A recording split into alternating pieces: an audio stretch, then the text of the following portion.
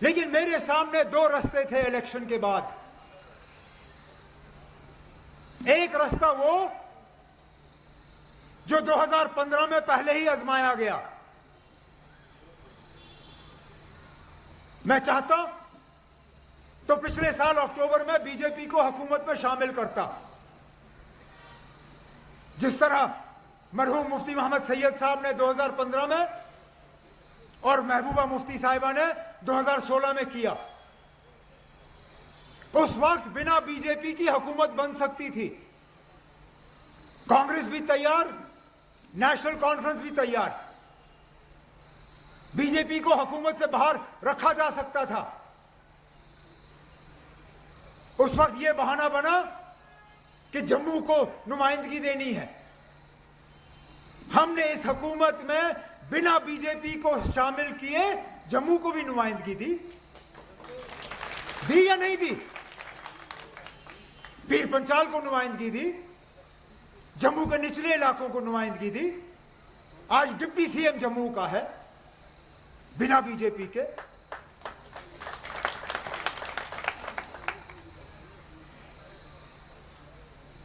तो या हम बीजेपी को हुकूमत में शामिल करते, मुमकिन है शामिल करने का हमें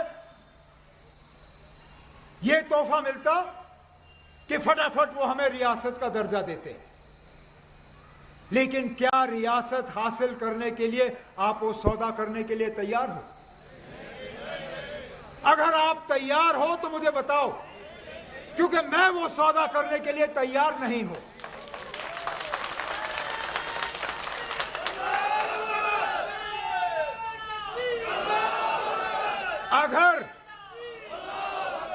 अगर रियासत का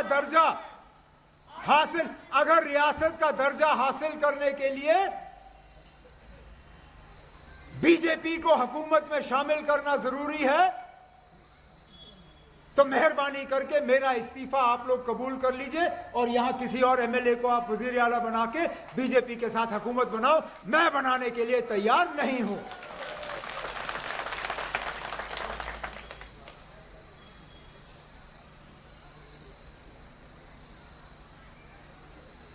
अगर इसके लिए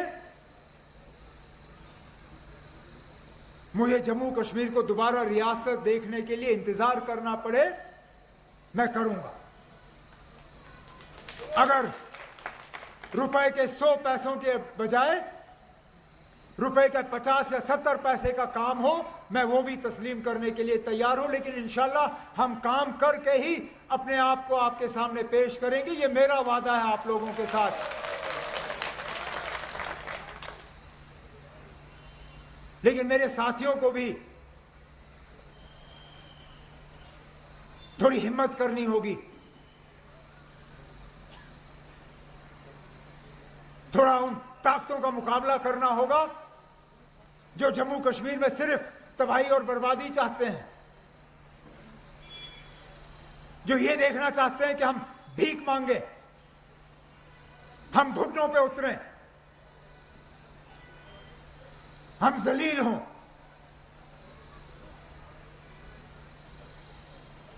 आप हालात देखिए हमारे इर्द गिर्द।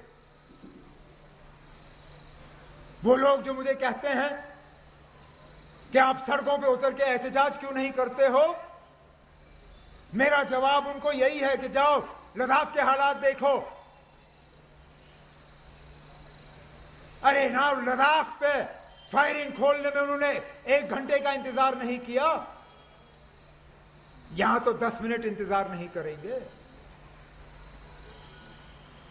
कितने नौजवानों का आप खून यहां बहते हुए देखना चाहते हो? मैं कम से कम उस चीज के लिए तैयार नहीं हूं। हम लड़ेंगे, जमहूरी तरीकों से लड़ेंगे, पुरअमन तरीकों से लड़ेंगे, आईन और कानून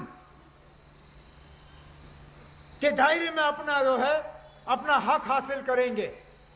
लेकिन यहां के लोगों के घरों में मैं तबाही और बर्बादी लाने के लिए तैयार नहीं हूं।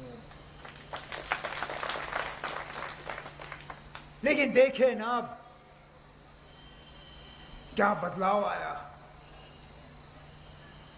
हम तो कभी 5 अगस्त 2019 के हक में नहीं थे। हमने उस दिन से कहा कि हमारे साथ जो हुआ गलत हुआ। करगिल के लोग भी, उन्होंने कभी उस फैसले को तस्लीम नहीं किया। लेकिन लेह में देखिए किस तरह मिजाज बदल गया।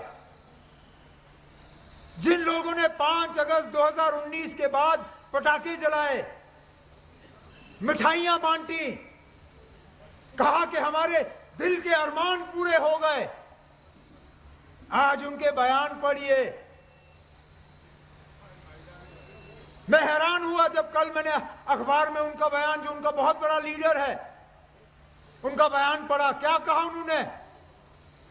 कहा कि हमने सालों साल 370 के खिलाफ अपनी आवाज बुलंद की, लेकिन आज हमें इस बात का एहसास हुआ कि 70 साल 370 ने हमें बचा के रखा।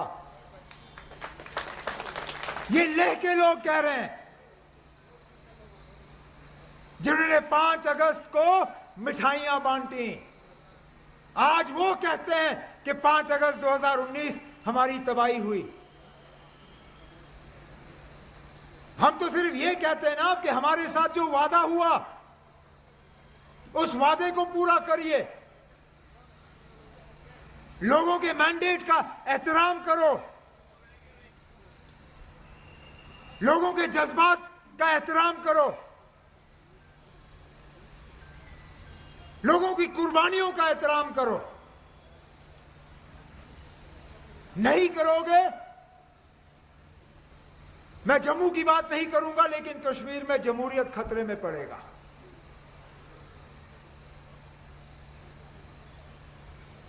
वो लोग जो मरकजी हुकूमत में अपनी राय देते हैं, उनको शायद ये गलतफहमी है कि कश्मीर दिल्ली है, कि अगर मेरे काम में आप रुकावटें डालना शुरू करोगे, लोग बीजेपी की तरफ जाना शुरू करेंगे।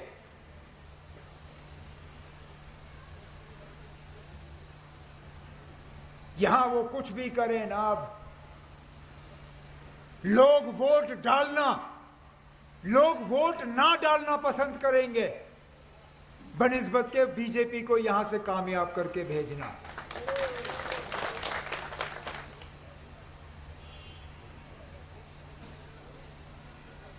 लेकिन मैं अभी भी उम्मीद लगाए बैठा हूं कि आप लोगों की बात, मेरी बात नहीं, जम्मू कश्मीर रियासत बने, ये सिर्फ मेरी बात नहीं है, ये सिर्फ मेरे घर की बात नहीं है, ये सिर्फ नेशनल कॉन्फ्रेंस की बात नहीं है, ये पूरे जम्मू कश्मीर की बात है। लेकिन मैं आज भी मानता हूं कि अल्लाह ताला के दरबार में देर है अंधेर नहीं, हमें मिलेगा और हम अपना हकूक जो है वो हासिल करके ही रहेंगे। लेकिन फिलहाल काम का सिलसिला जारी रहेगा। आज 15 वाटर सप्लाई की स्कीमें हमने लोगों के हवाले किए ना, अब ये कोई मखौल है?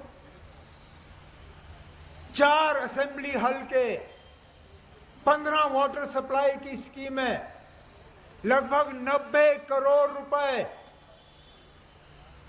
इन स्कीमों पे खर्चा, और साफ पीने का पानी, फिल्टर पानी नलकों में आपके घरों तक हम पहुंचाने का काम कर रहे हैं।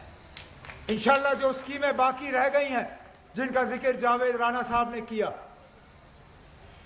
इंशाल्लाह उन स्कीमों को भी हम मुकम्मल करेंगे। इसी तरह जो बाकी महकमों के काम हैं, चाहे वो तालीम को लेके हो, सेहत को लेके हो, सड़कों को लेके हो, इंडस्ट्री को लेके हो, टूरिज्म को लेके हो, सोशल वेलफेयर को लेके हो, ट्राइबल अफेयर्स को लेके हो, जहां जहां आपको हुकूमत से उम्मीद है, मेरा वादा है आप लोगों से कि हम उन उम्मीदों पे उतर आएंगे और आपके साथ किए गए वादे हम पूरे कर लेंगे।